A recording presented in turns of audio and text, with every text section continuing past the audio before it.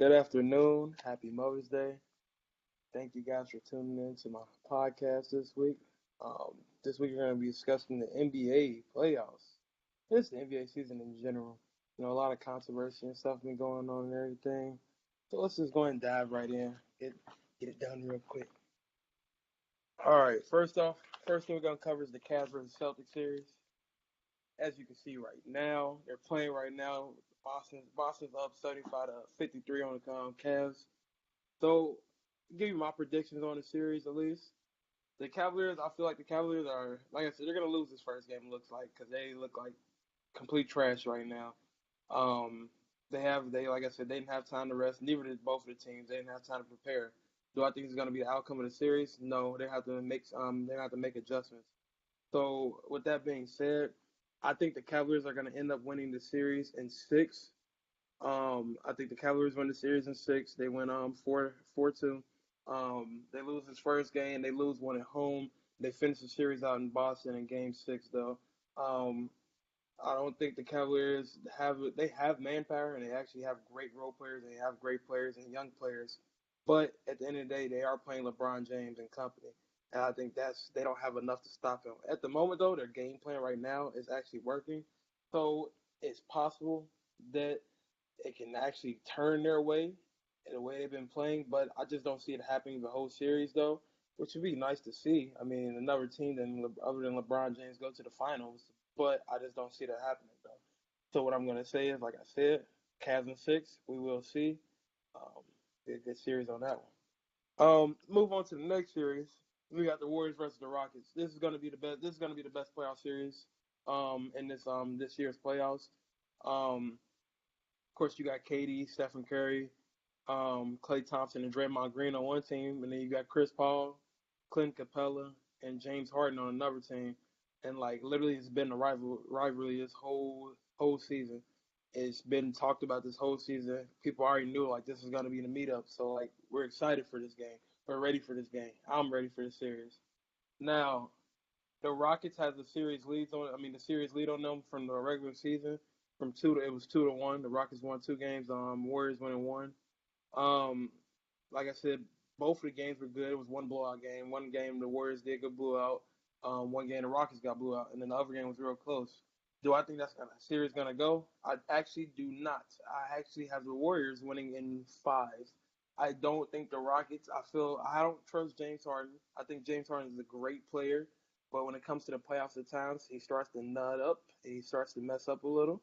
So I just don't see him actually taking the helm, getting to that, making that next step and go to the finals yet. Um, Chris Paul also he's going against his nemesis. He's going against his nightmare. Curry, whenever he plays Curry, he gets embarrassed.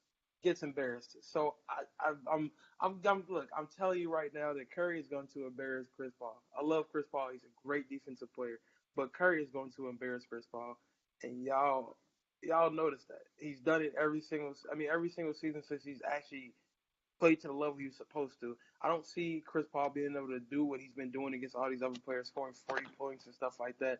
But we'll see, though. It's going to be a great series. It's going to be a great series. It's going to be a high scoring series. It's going to be about who's going to be able to make shots and everything. So we'll see. I think, like I said, the Warriors, though, in five, they have KD, they have Stephen Curry, they have Klay Thompson, and Draymond. That alone right there gives them an advantage. They have two MVPs. They have two MVPs and they have four Hall of Famers. Like that alone gives you an advantage right there. Like it's gonna be fun to watch, but like I said, I'm taking the Warriors. I'm taking the Warriors on that one. So let's go to the Rookie of the Year conversation. I know there's been a lot of controversy behind this one. So of course you have your three candidates who you think is going to be Rookie of the Year, and that everybody thinks they're going to be Rookie of the Year. Who you can argue to be Rookie of the Year. You got Jason Tatum, which is the Boston Celtics rookie. You got Ben Simmons, which is the 76ers quote unquote rookie. Like I said, he was drafted last year. He was injured his first year, and he played this year. So technically, he is a rookie. But like I said, quote unquote. And then you have Donovan Mitchell, the Utah Jazz rookie. Now, for each one of these teams, all of them made it to the playoffs this year, which is remarkable. Each one of them made it to the playoffs. You have Jason Tatum. Has been playing phenomenal in the playoffs.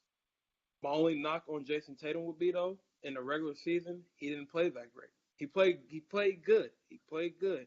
But compared to the other two guys, he didn't play that great. Now, if they were actually measuring on the fact that postseason and regular season, but that's not how the award is measured. Because if that's the case, he's the only rookie that's in the playoffs right now. He's the only rookie that's been playing amazing right now because he's the only rookie in the playoffs at the moment. He made it to the Eastern Conference Finals.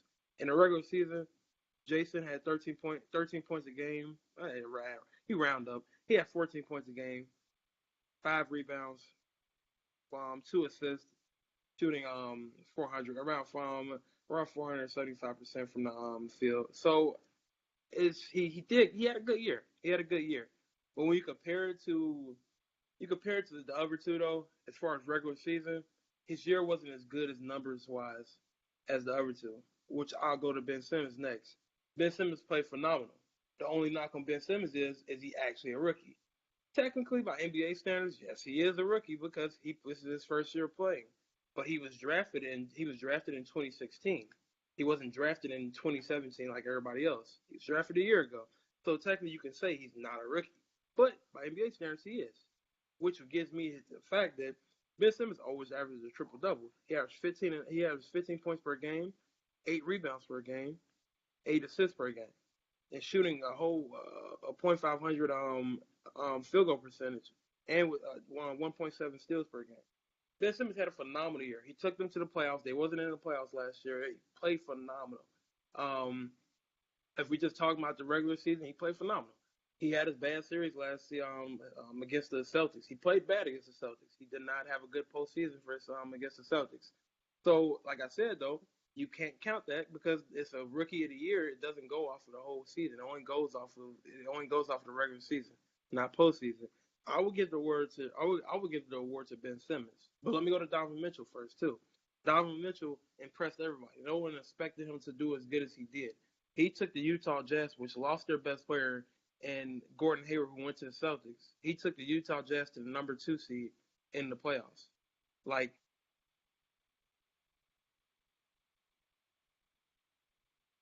that alone is amazing. So, with that being said, Donovan Mitchell had averaged 20 points a game, 3 assists, 3 rebounds. He had the lowest field goal percentage. Um, Donovan Mitchell played amazing. He's a great scorer. I wouldn't say he's a great defensive player. I think he's a decent defensive player, decent passer, and it's like I said, he's great. He's a great scorer though, and that's what gives him the advantage over those two because he is a better scorer than both of them. Jason Tatum he can score with him also, but other than that though, I would give the award to Ben Simmons. Reason being, Ben Simmons had the best rookie year to me. You could quote unquote say he's not a rookie, but he came out, looked amazing, played the best. To me, he made his teammates better, averaging 8 assists and 8 rebounds, playing defense. He just did everything he was supposed to do. I think it's hard not to give him the rookie of the year. You could say that he's not a rookie, but he's a rookie by NBA standards. At the end of the day, you got to give it to Ben Simmons, in my opinion. Um, let's go to the MVP race. You got LeBron James and James Harden. Those are my top two candidates.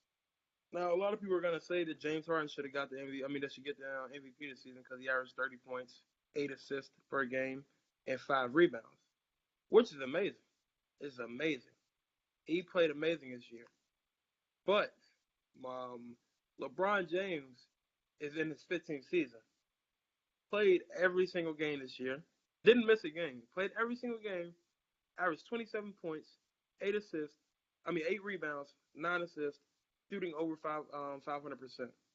So, with that being said, if we're just talking about player and their contribution to the team, the Rockets would win games without James Harden. When he got injured, they were winning games without James Harden. If you take LeBron James off the Cavaliers, they look like poop.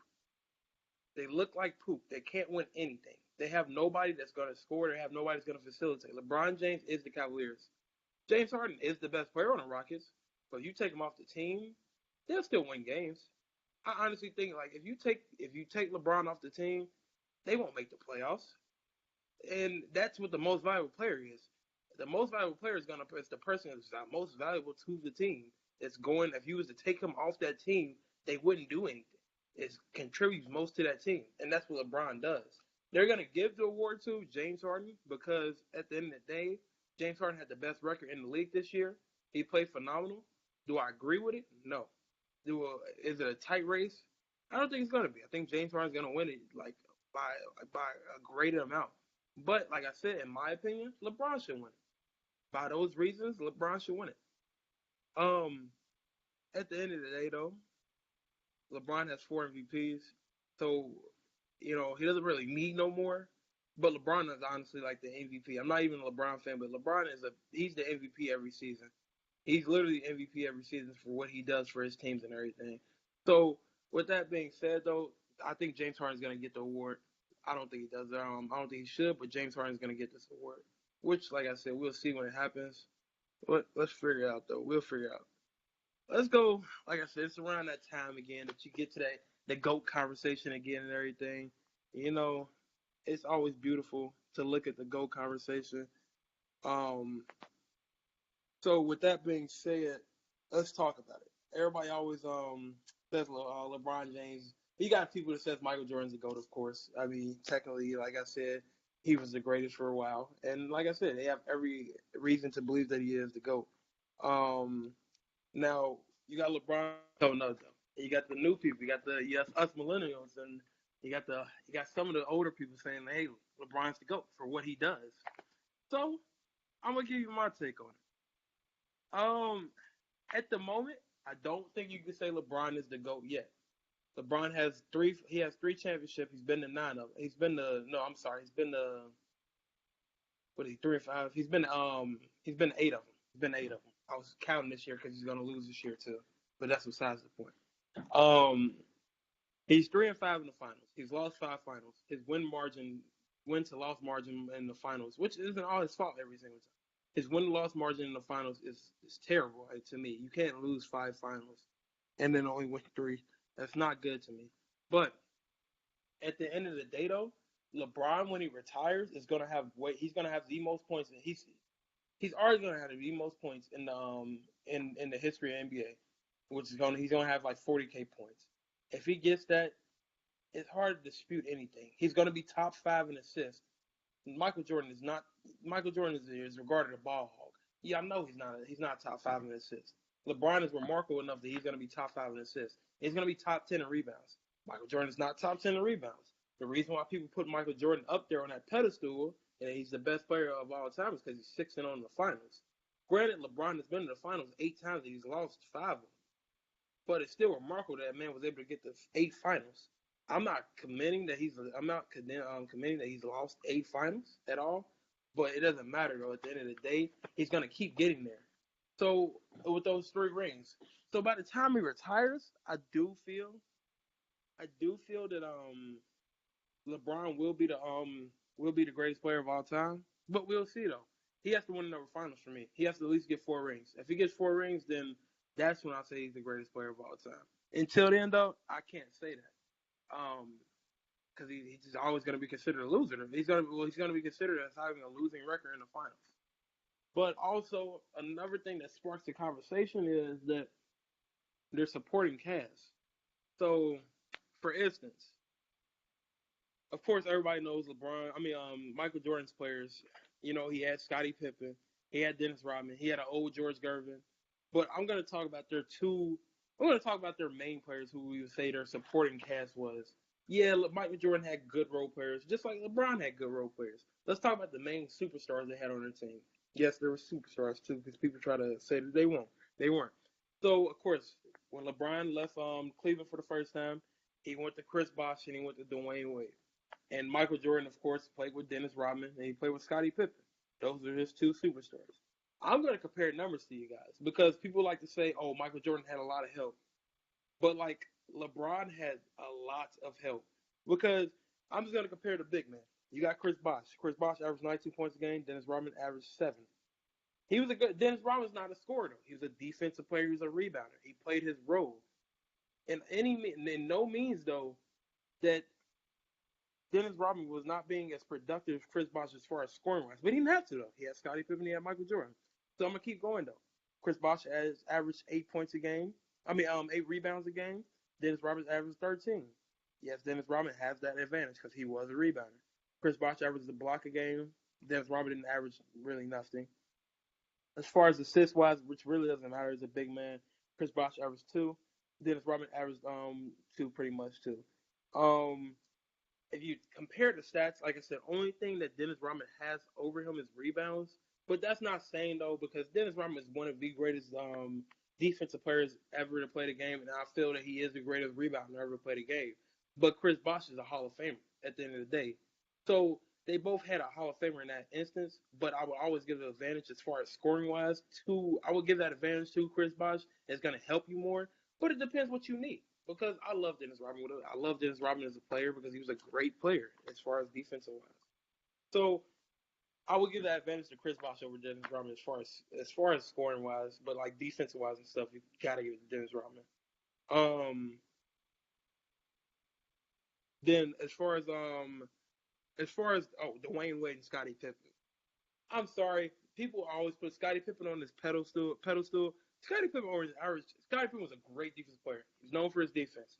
But as far as scoring wise, Scottie Pippen only averaged 16 points a game. He averaged 6 rebounds. He averaged 5 assists. Great, great numbers. Great numbers. He's a Hall of Famer. Great numbers. They're decent numbers as far as what you call it.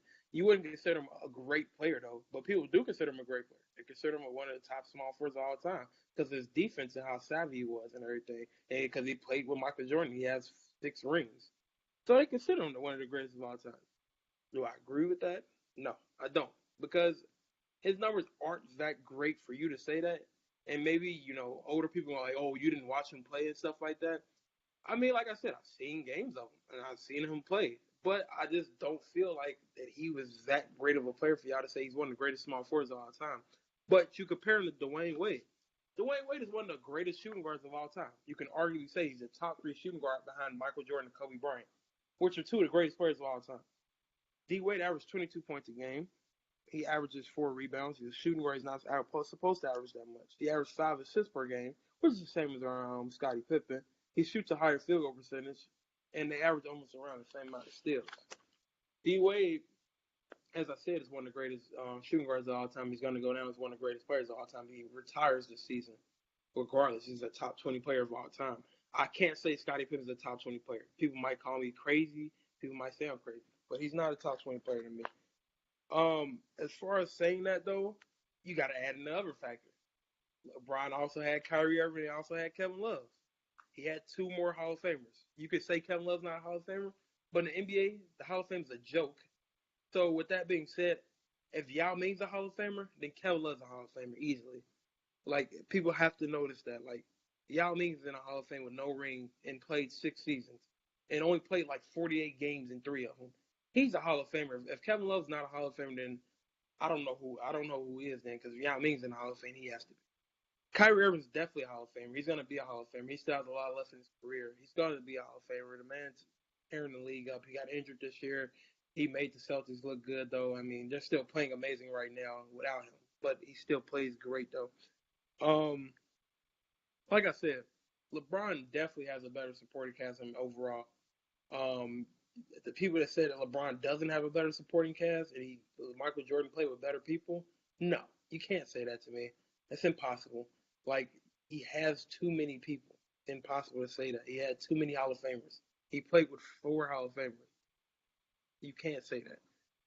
Now, as far as I'm just gonna go off that conversation too, because before I get a little heated, I don't want to get heated because people always try to talk trash about supporting cast, and I just don't agree with that. Now, I'm going to go to the Dwayne Casey fired thing. I'm going to go to that real quick. I definitely agree with it.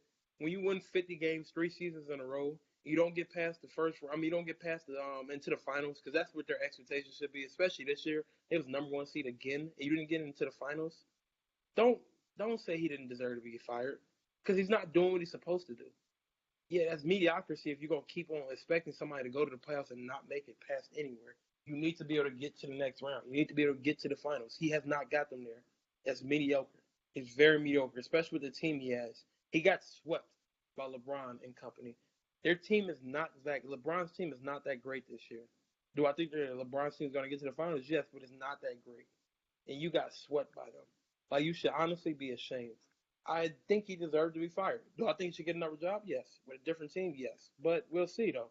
I don't want people complaining on the simple fact that he got fired, blah blah blah. No, he deserved to be fired. Like let's get that together. Um, let's go to the NBA Hall of Fame. Like I said before, the NBA Hall of Fame is a joke to me. People complain about like people said Chris Bosh isn't a Hall of Famer. How is he not a Hall of Famer? He played 8 seasons. Yao Ming played 6 seasons. They put Yao Ming in the Hall of Fame, and he didn't do anywhere anything as near as Chris Bosh. So, like the Hall of Fame is the NBA Hall of Fame is a joke. It's easy to get in. They put anybody. They put international players in the Hall of Fame. Like don't make it like, oh, the Hall of Fame, this NBA Hall of Fame is just prestigious thing like the MLB Hall of Fame or NFL Hall of Fame. Like you gotta actually, be a great player. They let good players into the Hall of Fame. Like at the end of the day, they let good players into the Hall of Fame. It shouldn't be first ballot. Like no, y'all mean should never be no first ballot Hall of Famer at all. That should never happen. Like the NBA Hall of Fame is a joke. People that say Chris Bosh is not a Hall of Famer, they're a joke to me because he's definitely a Hall of Famer easily. Like people need to realize and they need to get that through their head that he's a Hall of Famer easily.